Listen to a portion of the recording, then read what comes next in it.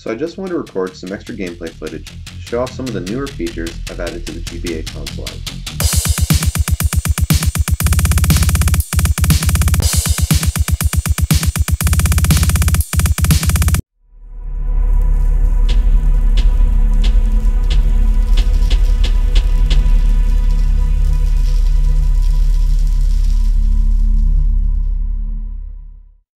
Alright, so like one of the things I wanted to say before we really get into the details is we did this video like 6 weeks ago, and because I'm OBS stupid, my audio was not recorded. So the entire video was completely useless, and like I can't even go back and even try to figure out what questions I was asking to try to reiterate them. But like there's been so much changed that I'm pretty sure if we had been doing update videos this whole time, they would all be completely obsolete and useless. So, I mean, yeah, even since I emailed you last night, I got a couple more things working today, so it's just not much point to do freaking updates. Yeah. I know one thing I talked about in the 6 weeks ago video that I think actually has changed again was the sign up for an alert for when a product is in stock. For a long time, I didn't even have it turned on for the GameBoyConsolizer, and I fixed it right before the last video we did, and I have since changed the entire plugin to something else because I found out that plugin wasn't even emailing people when something came back in stock. So it's a new plugin altogether. I think it was October 11th, I think, is when I switched over. And I just looked, and we already have 63 or 64 people signed up for that alert. Oh yeah, the 40-pin thing. Is that still a thing that we're... I mean, yeah, so the main board, the main board has a 40-pin connector on it. So, right there. So to use it on other types of Game Boys, you just need a little passive ribbon cable converter board. That converts it from a 40-pin to 30-something pin out. As I believe there's 40 and 32 on the Game Boy Advance, and then the SP is 34-pin. Yeah. And I have those. I have the pinouts for those. I just need to order the boards. So it's going to be a board.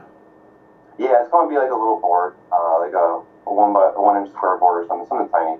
No active components. Well, somebody was saying something about there's somebody that already has some kind of adapter, maybe FFC on eBay or something. Yeah, so there's ribbon, there's adapters for backlight screen mods, but I'm not sure if those work here.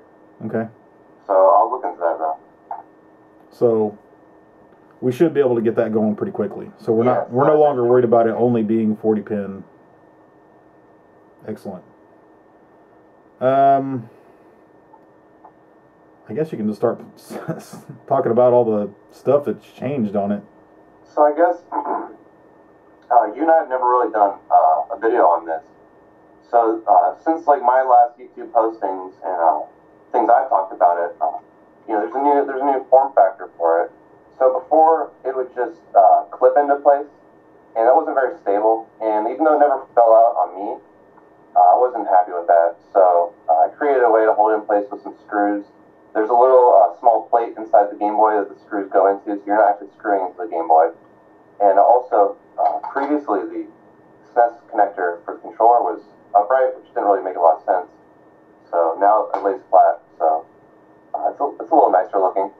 And I've added a lot of features to it. Now we have digital audio over HDMI.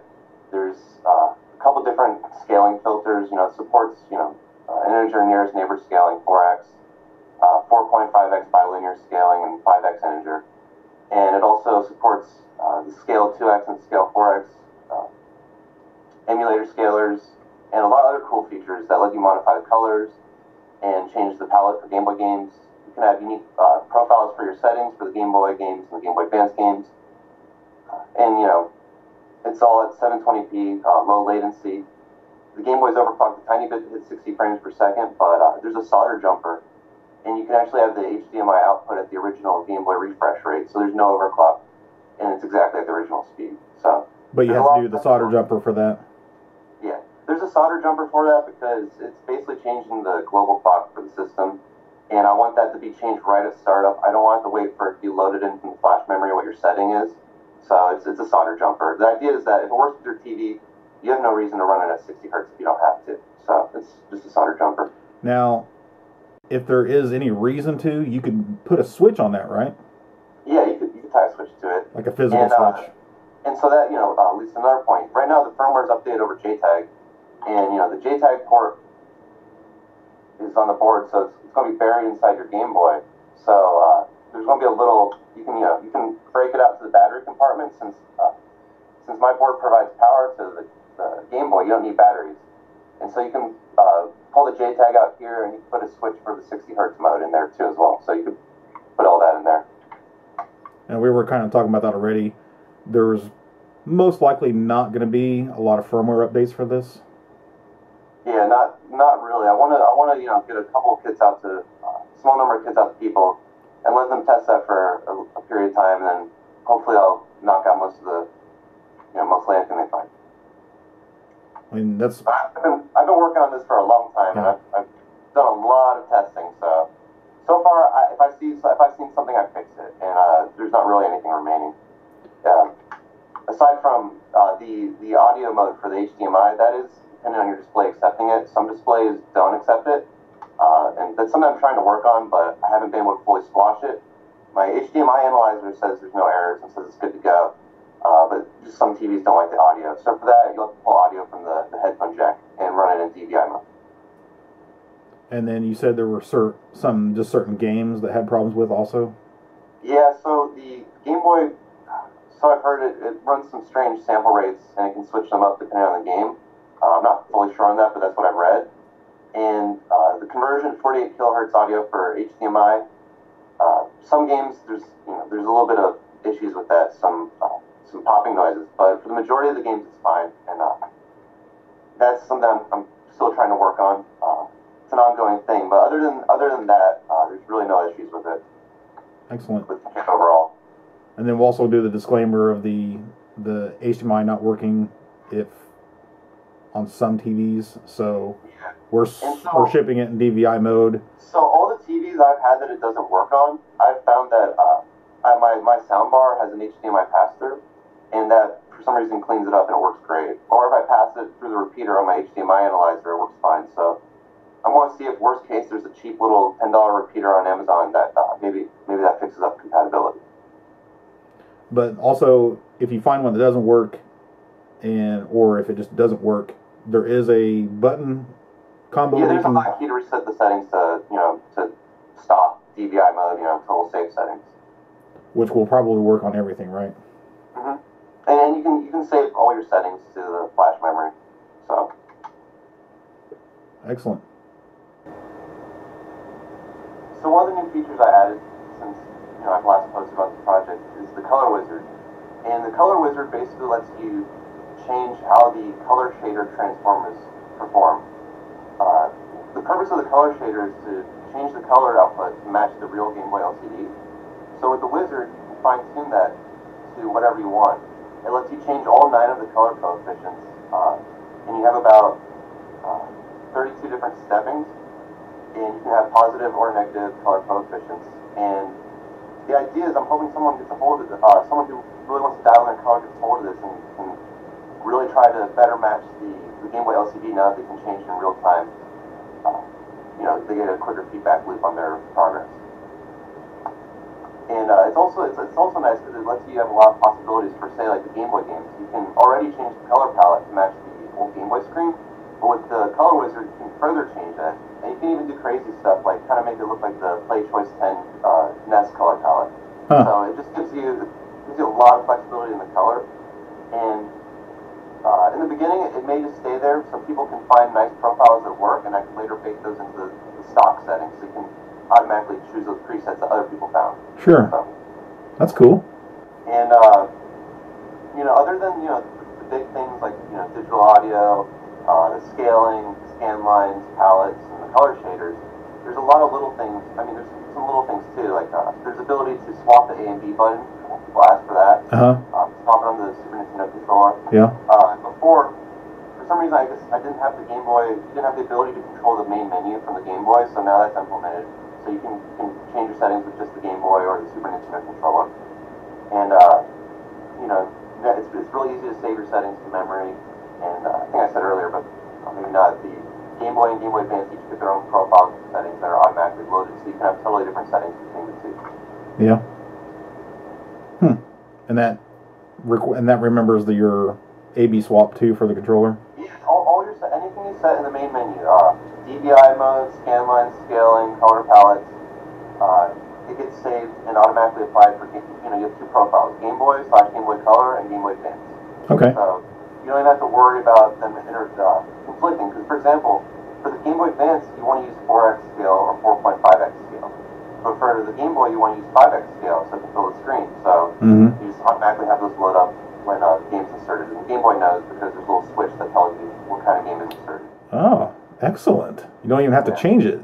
That's cool. Yeah, no, it's pretty automatic. So I try to make it, you know, nice from a usability standpoint too. You can definitely tell that you have spent a lot of time on this, at least since the announcement video, but even since the last video we tried to do. Yeah, it's awesome. Yeah, I've done my best to really, you know, try to meet some of the standards set by some of these other HDMI products, because, you know, they're really nice, and I've always looked to them for, you know, the right way of doing things, setting it up so it's easy to use, with good features and whatnot.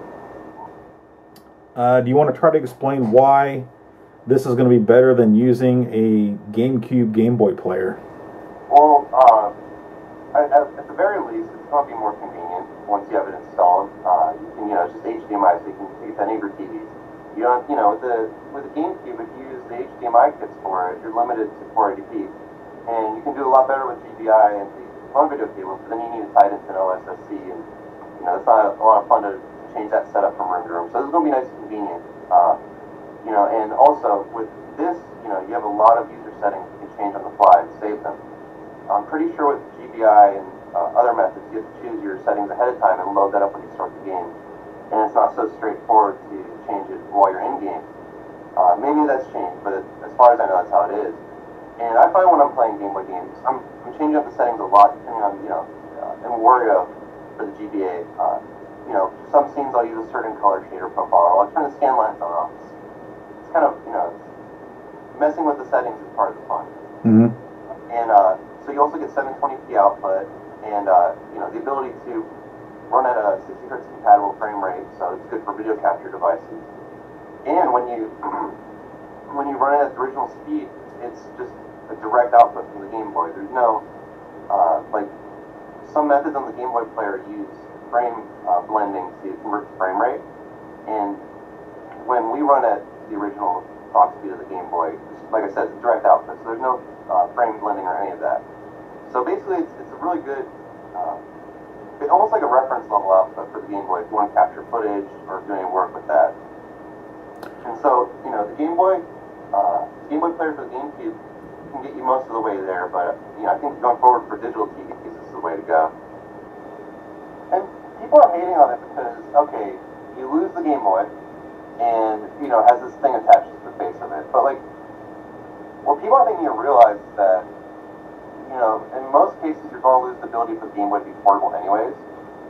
And the Game Boy's cheap. So, like, what? I could put this in its own custom rectangular box, right? But all that does is increase cost. This is, like, the most cost-effective way, and you could reuse the Game Boy. You just did an excellent sales pitch just there.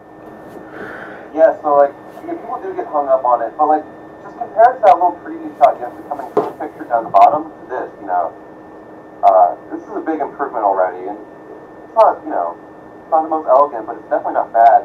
And the way I have it designed is, I have these little rubber feet, and the idea is that the rubber feet will go here, and you put one over each screw hole, and then you just have the Game Boy sitting on your TV, you know, like this. So all you see is all Game Boy. You don't even have to look at my 3D print. And so you get some nice rubber feet to sit on. You see what I'm saying? Yeah, that's excellent. And Bob seemed to like that idea, and it does look a lot nicer sitting on your TV.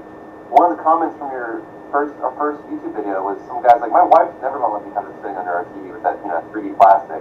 So there, put rubber feet on it, turn it upside down. I was gonna say technically, if it can be powered by the TV, right? So it doesn't even need to be out in the open. Yeah, I mean, it's all it needs is USB and HDMI, and you can use a wireless controller with the 8-bit DO adapter. And so, you know, you can just hide behind your TV, you know? So anyway, we've decided to do a pre-order. However, we're only going to sell 100 kits. So instead of it being another high-def situation where it shuts down my site, we're going to try a lottery. So we're going to figure out a way for people to just email me that are sure they want to purchase it, and then we'll figure out a way to draw 100 names out of that. And that will also give us some kind of idea of how many people do want to buy it really soon. But the plan is to get just a few kits out there, you know, and in case there's some kind of unknown bug that we need to fix, we don't have thousands of kits out there that we need to repair. Minimize risk a little bit. Yeah. I mean, it's been tested a lot, and, you know, other people have tested it. Just don't play it safe. So I'm still trying to shoot for will be November 9th, a week from tomorrow. So, but that's if I can get all this video put together and up before then. And of course get the sale page changed. We're gonna get some new pictures up there. Yeah, I think this will be okay. Like I said, there's already like 60 people signed up for Stock Alert, so I'm sure those same 60 people would be like ready to email me and say, yes, I'm definitely interested. Waiting for this patiently, so Mm-hmm. I'm sure they won't let this, you know, the chance go if they get selected. Yeah. So yeah, we'll definitely pick 200 names and then just go down the list. If you don't reply within a couple days with funds, then we'll move on to the next person. All right. Just so we can get the list nailed down quickly. We plan to make plenty more. You know? Oh yeah, this is just a soft start, you know, just to be sure. We're pretty sure, but we want to be very sure. So today is the 9th. I was expecting to have all this up and ready today, but Woozle was pushed back a little bit on the captures, which you've seen at the beginning. I kind of swashed it together, made a cool little intro. That was actually Woozle's idea, and I think it turned out pretty good. Let me know if you agree. But I'm going to add all of the actual 2 minutes and 45 seconds of capture and him talking about the kit and what it does at the end of this. So stay tuned for that. So I have figured out how I'm going to do the lottery. I am going to change the sale page so that it doesn't cost anything. The kit doesn't cost anything. Now, obviously, we're not giving away free kits. So you're actually going to buy one of it, which I think I can set it for one per person.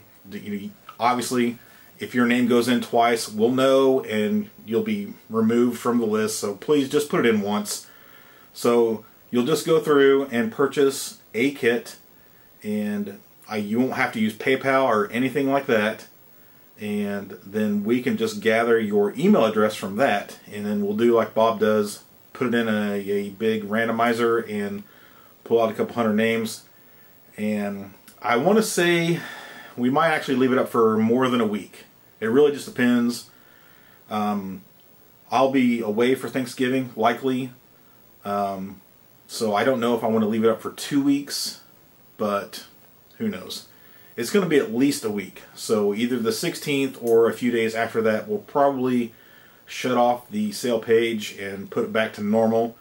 And then if you want to, you can re-sign up again for the email stock alert thing, so that when it finally does, when we finally do a larger pre-order, this is still pre-order by the way, you'll get a notification. So yeah, we'll pick 100 names from this lottery for a pre-order. So it's still going to be somewhere in the 2 to 4 month range before you get your kit, and when you buy it in November. The next sale, I don't know. I think it'll be pretty quick. I think once these are out there, I will probably only give it, a few weeks maybe, and then start another pre-order. Or maybe we might realize that we can do it before because bug fixes or whatnot is just a firmware thing, which firmware gets done after we get the boards in and whatnot. So it could be quicker than 2 to 4 months before the next large pre-order. But like I said, go in there and get signed up for the lottery. Hope you enjoyed it. So I just wanted to record some extra gameplay footage to show off some of the newer features I've added to the GBAConsolizer. Here we have Wario Land 4 running at 720p via the consolizer. As you can see, the pixels are super sharp and there's no stutter in the scrolling. You can bring up the user menu by pressing down and select on either the SNES controller or the GBA. There's a few submenus to choose from. Let's start with the video menu. Here you have several options to adjust your image output. The smooth option lets you enable either the scale 2x or the scale 4x filters. The zoom option lets you increase the image size. The default is 4x scale, and then you also have a 4.5x bilinear scale available. The shader option lets you tweak the color output. There's a few presets available, and if you choose the CW1 preset, you can further modify the shader capabilities in the color wizard menu. In addition, you get 3 gamma options.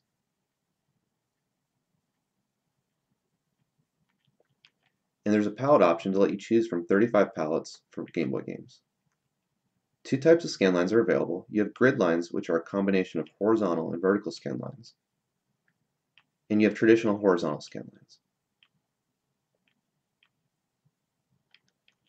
So moving on to the wizard menu, here you can further modify the capabilities of the shader option by adjusting the 9 color coefficients it uses to transform your color output. So by changing these sliders, you can get a much different color output.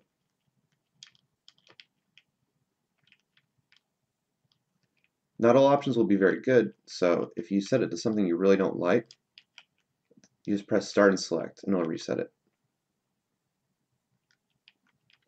In the system menu, you can change the video output mode from DVI to DVI+. DVI Plus carries digital audio over the HDMI cable, but it has some compatibility issues with certain displays. The kit will ship with DVI enabled by default for best compatibility.